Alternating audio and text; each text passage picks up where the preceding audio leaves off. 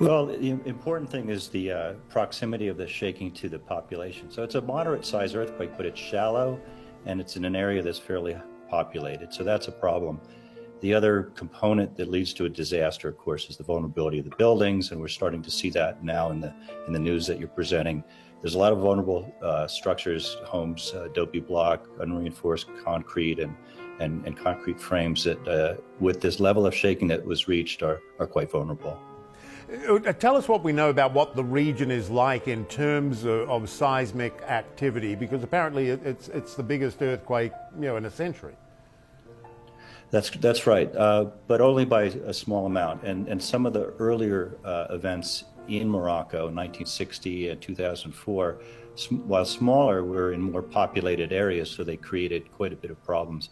In 1960, there was 13,000 fatalities from an earthquake closer to Agadir that was obviously heavily populated. So this earthquake's between Agadir and Marrakesh to the northeast, and it's less populated, but it's a larger earthquake. So there's a trade-off between the size of the earthquake and the population.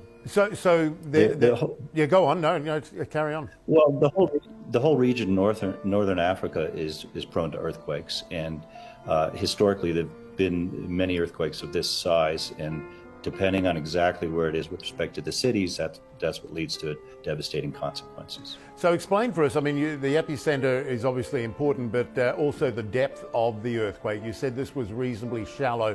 What does that cause? Well, the shallowness makes it more proximal to the population. So a deep earthquake's going to attenuate the shaking before it reaches the surface. Shallow earthquakes create stronger shaking in the epicentral region, and that's what we're seeing right now.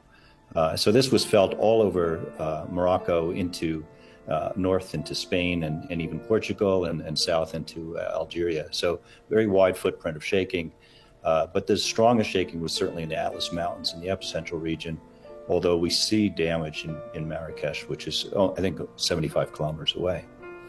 Okay, tell us what the region can expect in the hours and days to come in terms of aftershocks, further activity.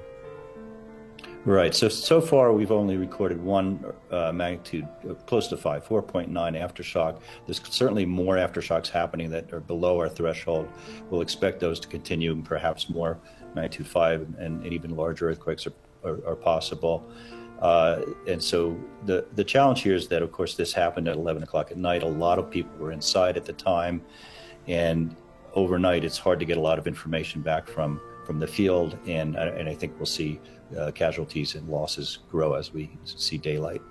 Yeah, and one thing we're looking at the video that you were referencing before about some of these buildings that have at least been damaged or partially tumbled down. And you do make the point, it really does depend where it is, doesn't it? Because there's so many historic buildings in Morocco, old buildings, and not built to standards. They've been around for a long time, but not built to standards we see today.